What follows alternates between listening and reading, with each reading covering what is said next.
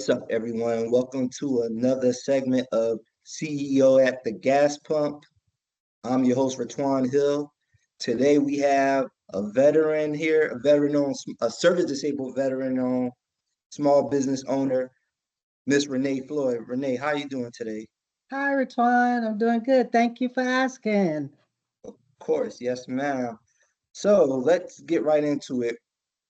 Last year, there's the 2025 National Defense Authorization Act. In that bill, there was language speaking about a veteran-owned small business preference program within the DoD. SDVOSBs, they already have this preference with the DoD and the VA. And the veteran-owned small businesses, they have this preference within the VA as well, known as Public Law 109461 or Vets First Contracting Program. However, we see the need for veterans of all, not just service disabled veterans, but also veterans to enjoy the same benefits because we all served our grateful nation and we all deserve the right to um, accessibility and full participation in government contracting. And it only makes sense within the DoD because those are the flag waving agencies, Army, Air Force, Coast Guard, Navy. And the campaign, my mentor, if you guys been keeping track of my podcast, Mr. Walter Cotton III, who you'll see on the screen, and my other informal mentor, Mr. William Elmore, they're right now driving the campaign to push to get this across the finish line for the 2026 National Defense Authorization Act. And the campaign they're currently driving and they need all the veteran help, service disabled veteran help, to let your Senate know, let your Congress know that you're supporting Mr. Cotton and Mr. Elmore on this campaign to give veterans the opportunity or the accessibility to contract opportunities within the DoD so they can enjoy the same preference and the same benefits that the service disabled veteran gets.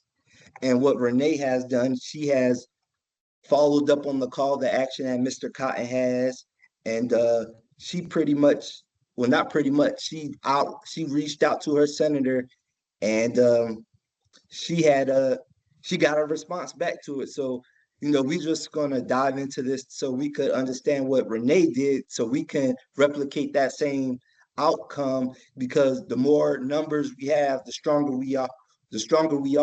And the more support we could get from our senator, then we could get this passed, because that's ultimately the reason why it didn't get passed on the other side, because from the House, it was passed on the House side, but it wasn't passed on the Senate side.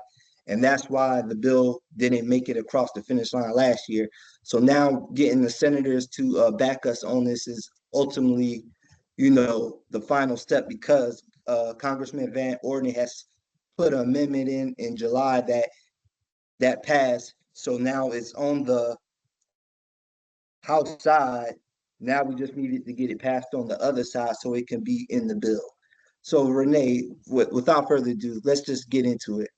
Okay. How did you get in touch with your congressperson to express support for the Contract Our Veterans Act?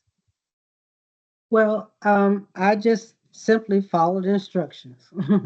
I just reached out to them via email. Mm-hmm.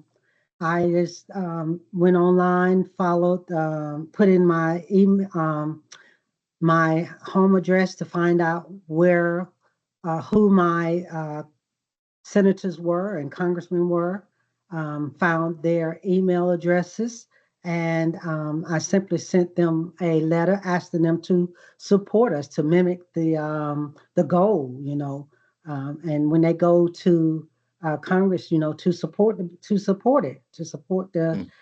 Contracting Act, to support it. That's all I just simply did, just sent them that email, and they responded.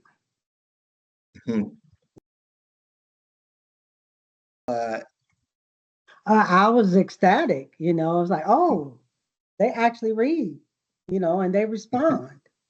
Mhm. And it was awesome. I'm in the state of Georgia, and so I received a response from Senator Collins. He responded back and asked it that I respond back to him as well. So I did that. I sent him back an email, and right now I'm waiting on the second response back from him with the follow up. And then I received one from Raphael Warnock, Senator Warnock. Mhm. Wait, and I'll send a response back to him as well. And I'm looking forward to actually going and meeting him. Oh wow. Yeah. Right. So I think it's awesome. I just simply ask them to support us as veterans. It's important. Mhm. We need them. We need their support. Yes, ma'am. Absolutely. How do you plan to follow up with the senator's office or other representatives to keep pushing for the veteran small business status quo preference within the DoD? Well, not only will I just follow up with the emails, but if there are any rallies that they're doing here in Mm, the area, I'll go out to those rallies and mm, reach out to them verbally, and reach out, get their attention and say, hey, ask them, will you guys support us? As veterans, we need your support. We need you guys to mimic, we need you to mimic these acts, to support us. We need your help. You know, absolutely. the Absolutely. veterans need your support. That we do. And last question. What is the significance of Mr. Cotton and Mr. Elmore's campaign, and how do you see their efforts shaping the future for veteran-owned businesses? The significance, without them, there's a slight chance to know us. they're um, they're making a pathway for us.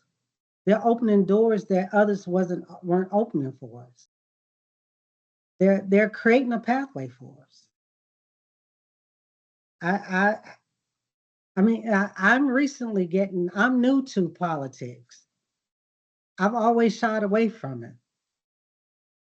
And as far as I'm starting to see now, we weren't having a lot of openings here. They're very significant, and what they're doing, and it's gonna they're making great waves for us in the future. It's gonna make a difference. They've already made a difference. It's gonna make Mhm, a greater difference for our future. That's what's gonna mhm, happen. It's gonna make a greater a difference. The increases are coming. We, as the veterans, are gonna have to help us. It's more of us that's got to support them. And so we just have to come on. We've got to come on to help them. And so I'm ready to do all that I can do to help them and to mhm, request my battle buddies to help. mhm, So yeah. mhm.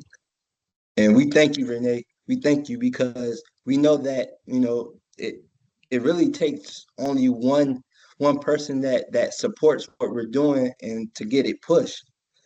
And that was shown with Congressman Van Orden when he put in the amendment to include this into the 2026 National Defense Authorization Act that creates that veteran-owned small business preference program, which we're confident, highly confident that will get, that it will get approved and made actual law. And so the whole ideal is to pretty much we're bringing awareness for the veteran, service disabled veteran community, or anybody who supports veterans and service disabled veterans to reach out to your Congress, reach out to the senators, and let them know that you're supporting this movement, you're supporting this effort for the veteran-owned small business preference program within the DoD. And like Renee said, that opportunity is huge because DoD is, of course, one of the largest. They have one of the largest budgets for contracting. So the fact that veterans and service disabled veterans can get the opportunity to capture, to be a part of this wealth transfer and capture their share of these contracts is huge, and I think it's a big you're welcome, from the government to the veterans, and that's simply how we put it. So I'm gonna drop the link Congresswoman is, and then below where you could and then you follow your address like Renee there, and also find out. Additionally, I will throw in to go to your congressman or congresswoman website, and then send them an inquiry. Pretty much what the template says, putting that in there, saying you're supporting Mr. Cotton and Mr. Elsmore campaign, and drop to create this veteran-owned small business preference program for the DoD.